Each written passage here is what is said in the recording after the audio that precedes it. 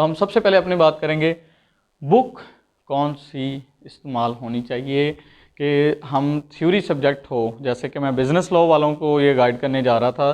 तो अगर मैं बिज़नेस लॉ की ही बात करूं तो बिज़नेस लॉ के लिए हमें कौन सी बुक यूज़ करनी चाहिए, देखते हैं। पहला पॉइंट था तो वो थोड़ा सा रिपीट करके मैंने उसको हाईलाइट कर दिया ताकि आप लोगों को ये चीज़ समझ आ जाए कि हम पहले किस पे बात करने वाले हैं। हम बुक के हवाले से बात करेंगे और बुक के हवाले से बात करते वक्त हमारे माइंड में सबसे पहला सवाल ये आना चाहिए कि क्या हमें आई कैप की बुक यूज़ करनी चाहिए। भाई क्यों कि आई कैप की बुक इसलिए यूज़ भी करनी चाहिए कि आई कैप कभी किसी टीचर की बुक से पेपर नहीं बनाता। बच्चे कहते हैं मुझसे आके कि मैं फ़लाँ टीचर की बुक पढ़ रहा हूँ, क्या मेरे लिए ये इनफ है। भाई सबसे पहले तो वहाँ का क्वेश्चन आज मैं आपको जो आप मुझसे क्वेश्चन करते हैं कि क्या मैं फ़लाँ टीचर की बुक पढ़ के पेपर पास कर सकता हूँ, मेरे लिए इनफ है। कोई कॉन्सेप्ट ऐसा तो नहीं जो मुझे दोबारा से आई कैप बुक को पढ़ना चाहिए या नहीं साथ उस टीचर की बुक के। तो भाई सबसे पहले तो मुझे आप लोगों को मैं यहाँ पे एक सोल्यूशन बता दूँ।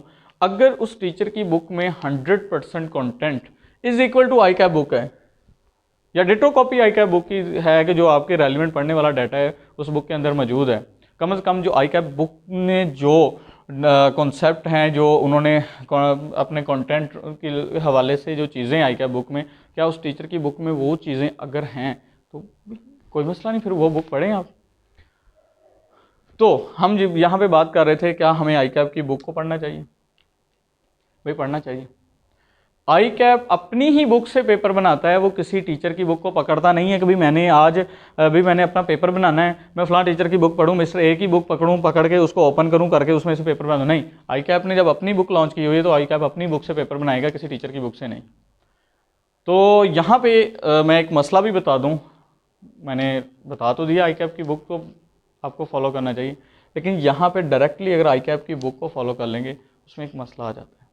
उसमें मसला क्या आता है कि जब हम आई कैप की बुक को पढ़ते हैं इसमें से बहुत सारा एक्स्ट्रा डाटा ऐसा होता है जो हमारे लिए रेलिवेंट ही नहीं होता। अगर हमारे लिए रेलिवेंट नहीं होता तो फिर हमें कैसे पता चलेगा कि हमने उसमें से कौन कौन सा डाटा पढ़ना है। भी बाज़ दफ़ा ऐसा होता है कि हम कुछ ऐसा डाटा पढ़ रहे होते हैं जो हमारे लिए रेलिवेंट नहीं होता, वो असल में रेलिवेंट होता है टीचर के, टीचर ने उसको समझना होता है आप लोगों को समझाने के लिए। तो वहाँ पे हमें ज़रूरत पड़ती है अगर आई कैप की डायरेक्ट बुक भी यूज़ कर रहे हैं टीचर की, कि हम टीचर से जब उनके लेक्चर लेंगे हमें पता चल जाएगा कितना पॉइंट इसमें से याद करना है, कितने को रीड ऑनली करके छोड़ देना है। तो आई कैप की बुक ज़रा कॉम्प्लिकेटेड है इस मामले में, इसमें टीचर के लिए भी थोड़ा सा मटेरियल है और स्टूडेंट के लिए भी है, और इसमें बहुत सारे एग्जाम्पल प्रैक्टिस क्वेश्चन ऐसे आपको मिलेंगे जो मिक्सअप होंगे, जो सिर्फ एक्सप्लेनेशन टाइप्स उनको सॉल्व किया होगा तो आपको वो उनकी समझ नहीं आ रही होगी। तो इसलिए आई कैप की बुक को पढ़े ज़रूर, रीड ऑनली करें ज़रूर, लेकिन अगर डायरेक्टली आई कैप की बुक यूज़ कर रहे हैं तो लाजमन टीचर से आप जो रखा करें, टीचर से बात करते रहा करें कि सर मैंने ये चीज़ें याद कर रहा हूँ, इसमें कोई ऐसी चीज़ तो नहीं जो मुझे रीड ऑनली पे लेके जानी। तो इस तरह आप आई कैप की बुक को यूज़ कर सकते हैं। लेकिन मैं इसके बाद भी एक ऐसी चीज़ मैंने जैसे कि पहली भी आपको बताया कि उस टीचर की, अगर आप किसी टीचर की बुक को चूज़ कर रहे हैं लेकिन उसके देख लें कि उसका कंटेंट, उसके जो वर्डिंग है वो आई कैप की बुक से रिलेट कर रही है या नहीं, फिर आपको वो टीचर की बुक भी बेस्ट है। तो इसीलिए मैं आपको एक छोटी सी एक बुक यहाँ पे दिखाऊंगा बिजनेस लॉ की, जो मैं खुद भी पढ़ता रहा हूँ, तो मैं आप लोगों के लिए भी कहूँगा कि बेशक आप उसको, अगर आई कैप की बुक में से आपको रेलिवेंट डाटा नहीं समझ आ रही कि हमने कौन सा पढ़ना है कौन सा नहीं पढ़ना, तो मैं कहूँगा कि फिर आप रेलिवेंट टीचर की बजाय उस जिनकी मैं यहाँ पे बुक आपको दिखाने जा रहा हूँ तो आप वो बुक वो पढ़ लिया करें। आपको पता चल जाएगा कि भाई आई कैप की बुक में मैंने कितना डाटा पढ़ना है कितना छोड़ देना है। देखें ये सर आतिफ अब्दी साहब की बुक, इनकी बुक में एक मज़ा है क्या कि आपको आई कैप की बुक में ये मसला आएगा कि आपने कौन सी चीज़ें पढ़नी है, कौन सी छोड़ देनी है, या कौन सी चीज़ें टीचर के लिए रेलिवेंट है, हमारे लिए रेलिवेंट नहीं है। इन्होंने अपनी बुक में सिर्फ जो स्टूडेंट से रिलेटेड डाटा है वो सारे का सारा इस बुक में रख दिया हुआ। इन्होंने लिस्ट डाउन करके लिस्टें बना के रख दी हुई हैं, कभी ये डाटा आपके लिए, आप इसको प्रॉपरली क्रैम करो, समझ लो, पढ़ लो, और आपको इससे ना एक्स्ट्रा कुछ करना है ना इससे कम करना है। सिर्फ इन्होंने जितना रेलिवेंट है स्टूडेंट के पढ़ने के लिए वो सारे अपनी बुक्स में रख दिया। बेशक ये बिजनेस लॉ की बुक मैं इसलिए शो कर रहा हूँ क्योंकि मैं बिज़नेस लॉ के जो मेरे स्टूडेंट थे, जो मेरे पास टेस्ट वगैरह दे रहे थे, तो उनके लिए मैंने ये वीडियो स्पेशली डिज़ाइन की थी, लेकिन मैंने साथ साथ बाकी स्टूडेंट के मसले मसाइल को देखते हुए भी इस वीडियो को डिज़ाइन कर दिया, उस तरीके से डिज़ाइन कर दिया कि उनको भी समझ आ सके। तो इसलिए ये यहाँ पे चाहे इनकी बिज़नेस लॉ की बुक हो जाए या कोई और भी इनकी बुक हो जाए, तो वहाँ पे आपको डायरेक्टली आई कैप की डिटो कॉपी मिलेगी, लेकिन वो जो स्टूडेंट के लिए रेलिवेंट है, वो नहीं कि इसमें कुछ चीज़ें एक्स्ट्रा हैं या कुछ चीज़ें टीचर के समझने के लिए हैं, वो इन्होंने एक्सक्लूड कर दी हैं। जितना स्टूडेंट के लिए ज़रूरी है वो इन्होंने इस बुक में डाल दिया। लेकिन इस बुक को पढ़ते पढ़ते कुछ स्टूडेंट के मसले मसाइल ये आते हैं, सर फ़लाँ एमसीक्यूज़ तो आपकी बुक में नहीं लाइन लिखी थी लेकिन आई कैप की बुक में लिखी थी। तो भाई यहाँ पे मैं एक चीज़ कहूँगा, इनकी बुक को पढ़ते पढ़ते आप जब वो चैप्टर ख़त्म कर लें तो उस चैप्टर को कम अज़ कम आई कैप की बुक को सिर्फ रीड ओनली कर लिया करें। रीड ओनली का मतलब ये है कि आई कैप जो है वो लिमिट से बाहर, वो अपनी बुक को जब पकड़ेगा लिमिट से बाहर पेपर बनाएगा, तो कम अज़ कम अगर कोई ऐसा पॉइंट जो इस बुक में लिखते वक्त या डालते वक्त कोई एक भी लाइन जो उस वक्त रेलिवेंट नहीं थी लग रही, लेकिन थोड़ी सी वो आई कैप ने उसमें से कोई चीज़ बना सकता है, तो इसलिए आप आई कैप की बुक को रीड कर लिया करें। जब बुक को प्रिपेयर कर लें फिर उसके बाद एक मरतबा उसी चैप्टर को रीड ओनली कर लें, और रीड ओनली में ज़्यादा टाइम नहीं लगता, क्योंकि भाई ये बुक आई कैप की बुक के अंदर से निकाली गई है, ये आई कैप की बुक नहीं है। तो इसलिए यहाँ आपको एक उतना डाटा मिल जाएगा जितना आपने प्रिपेयर करना है, और इसके साथ आई कैप की बुक को आप रीड ओनली कर लेंगे, वहाँ से एमसीक्यूज़ रिलेटेड जो चीज़ें मसले मसाइल है वो भी ख़त्म हो जाएंगे 100%, क्योंकि एमसीक्यूज़ आप जानते हैं वो कॉन्सेप्ट बेस्ड बनाता है, तो वो फिर रगड़ता है बंदे को। इसके बाद बिजनेस लॉ के हवाले से एक और ऐसे नोट्स भी हैं जो डिटो आई कैप की बुक को देख के बनाए गए, तो मैं उनको भी आपके सामने रख देता हूँ। इस बंदे नाचीज़ ने कोशिश करके देखी है कि शायद स्टूडेंट के लिए मैं ऐसे नोट्स इंट्रोड्यूस कर दूँ, ऐसे नोट्स बना सकूँ कि जो स्टूडेंट के लिए सबसे बेस्ट हो। मैं सबसे बेस्ट तो क्या है कि वो जिनकी मैंने पीछे बुक आपको दिखाई वो तो मेरे भी गुरु हैं, मेरे उस्ताद हैं, मैंने उन्हीं की बुक को देखा, उन्हीं की बुक से मैंने सीखा, उन्हीं से ही सारा कुछ सीखा, फिर मैंने ये नोट्स बनाने की कोशिश की। जब क्योंकि वो सर खुद भी कहते हैं कि अपने नोट्स बनाया करें, तो मैंने शॉर्ट फॉर्म में जब अपने नोट्स बनाए मैंने उनको इस तरह डिज़ाइन कर दिया कि आपके जितने पॉसिबल सिनेरियो हैं वो उसके अंदर कवर हो जाए। मैं आपको थोड़ा सा डेमो के तौर पर दिखा भी देता हूँ।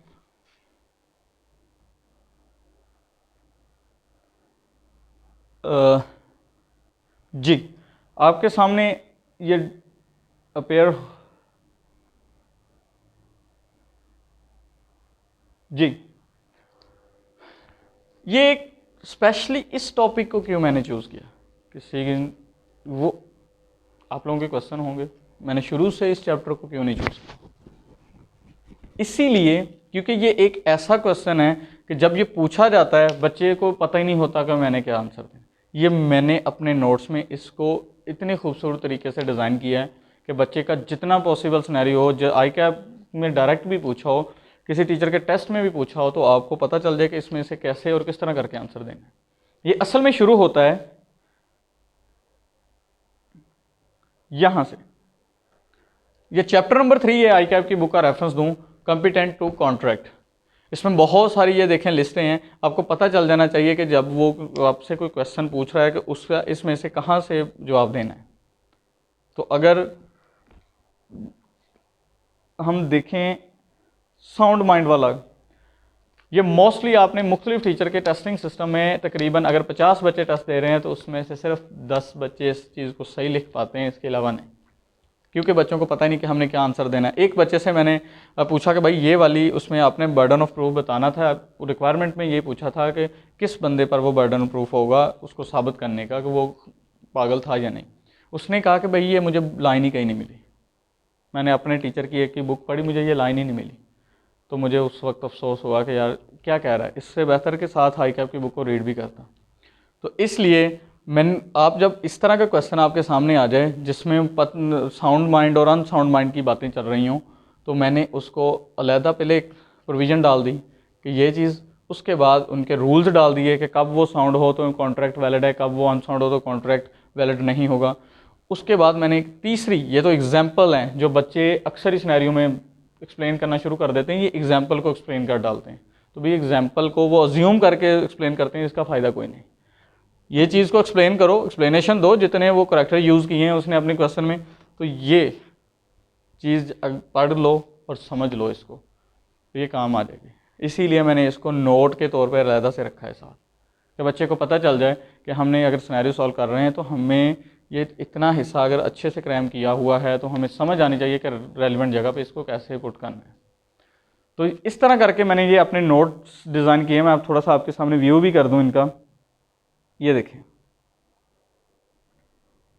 और इसमें ये जो कलरफुल डिज़ाइनिंग की है, इसका आपको ये फ़ायदा इसलिए है कि चीज़ तो आई कैप बुक की है, लेकिन इसको थोड़ा सा अट्रैक्टफुल बना दिया है कि ताकि बच्चे के जब वो पढ़ रहा हो उसको मज़ा आए, उसके लिए अट्रैक्शन बढ़ जाए। उसको, आपको पता है वो चीज़ जितनी खूबसूरत हो, वो ऊपर से कलरिंग हो, तो वो ज़्यादा दिल करता है, बेशक वो टफ़ ही हो बंदा कर जाता है। और उसको इस तरह बुलेट्स में डाल देना, पॉइंट्स में बना देना, बच्चे को याद करते वक्त आसानी रहती है। जैसे कि ये चीज़ देखोगे, an agreement without consideration shall not be void, वो कंसिडरेशन के बिना मतलब वॉइड नहीं होगा।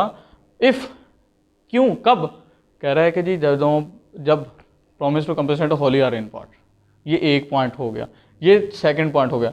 आपको ये पता हो जाना चाहिए जब आप क्रैम कर रहे हो चीज़ों को कि ये एक पॉइंट है, ये सेकंड पॉइंट है, इसके सिर्फ 2 पॉइंट है और पहले पॉइंट में क्या कह रहा है, दूसरे पॉइंट में क्या कह रहा है। इस तरह करके आप इसको क्रैम करके प्रिपेयर करेंगे तो मसला नहीं आएगा। इसी तरह से मैंने इसको डिज़ाइन ही इस वजह से इस तरह किया है कि ताकि बच्चे को ये पता चल जाए कि मैंने ये क्रैम हो रहा है, मुझसे ये याद हो रहा है और चीज़ें अट्रैक्टफुल हो जाएँ। चलें हम अपने अगले पॉइंट की तरफ बढ़ते हैं जी। तो इस बंदे ना चीज़ ने अपनी तरफ से फुल एफर्ट की है इन नोट्स को क्या कहते हैं, आई कैप की बुक से डाटा एक्सट्रैक्ट करके नोट्स को बनाने की। तो मैंने बहुत ज़्यादा इस पे काम किया है। काम करने के बाद एक स्टूडेंट लेवल पे जितना मैं काम कर सकता था तो मैंने उतना किया।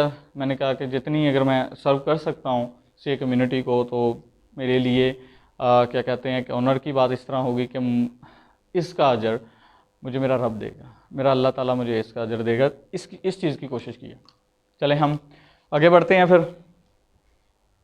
तो यहाँ से आपको एक चीज़ तो समझ आ गई कि आपने बुक कौन सी यूज़ करनी है। ये भाई साहब के नोट्स तो अगर पसंद आए तो वो आप देख सकते हैं, ये मैं वैसे डिस्क्रिप्शन में डाल दूँगा इस वीडियो की, लेकिन मैं ज़्यादा इस चीज़ से पढ़ के निकला हूँ। तो चाहे आप आई कैप की बुक पढ़ लें, अगर आई कैप की बुक अगर आप पढ़ रहे हैं तो आपको ये चीज़ का अंदाज़ा होना चाहिए कि आई कैप को बुक को पढ़ने का तरीक़ाकार है।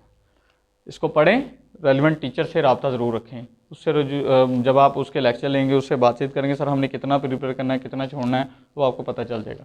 अगर ये नहीं काम कर रहे तो फिर आप अपने रेलिवेंट टीचर की, जिसमें से अगर आप डिटो कॉपी आई कैप की ही बुक को चाहते हैं फॉलो करना, तो फिर सर आतिफ आबदी साहब की बुक्स को परचेज़ कर लें। जब आप परचेज़ करें या उनके स्टूडेंट हैं तो वो फ्री ऑफ कॉस्ट दे देंगे। तो जब आप इस बुक को पढ़ेंगे, इसमें आपको कॉपी पेस्ट आई कैप की बुक मिल जाएगी, सिर्फ वो जो रिलेटेड होगी स्टूडेंट से या रेलिवेंट डाटा होगा स्टूडेंट से रिलेटेड, तो वही आप पढ़ेंगे यहाँ पे। तो सिर्फ प्रूफ रीडिंग के लिए, बाद में कोई MCQs वगैरह वाला कोई सब्जेक्ट है उसको क्लियर करने के लिए आप सिर्फ आई कैप की बुक का वो चैप्टर थोड़ा सा रीड ऑनली कर लेंगे। तो इसलिए ये 100% कंप्लीट है। और थर्ड तो फिर मेरे जो नोट्स हैं भाई उसमें भी मैंने कोशिश किया, लेकिन इसमें सिर्फ और सिर्फ मैंने प्रोविज़न रखी है। इसमें कोई मैंने एग्जांपल कोई कुछ मैंने इस तरह की कोई चीज़ें नहीं डाली, सिर्फ प्रोविज़न है क्रैम करने के लिए बस, बाकी चीज़ें खुद प्रैक्टिस आपने करनी। इसमें इसको मैंने इस तरह डिज़ाइन किया। बुक के रिलेटेड जितनी गाइडेंस थी मैंने वो क्लियर कर दी है। अगर आपको कोई मसला आता है कि एक और कोई क्वेश्चन करने का या मेरे से यहाँ पे कोई एक्सप्लेन करते हुए कोई मिस्टेक हुई उसको करेक्शन के लिए, प्लीज़ आप इस नंबर पर रब्ता ज़रूर कीजिएगा।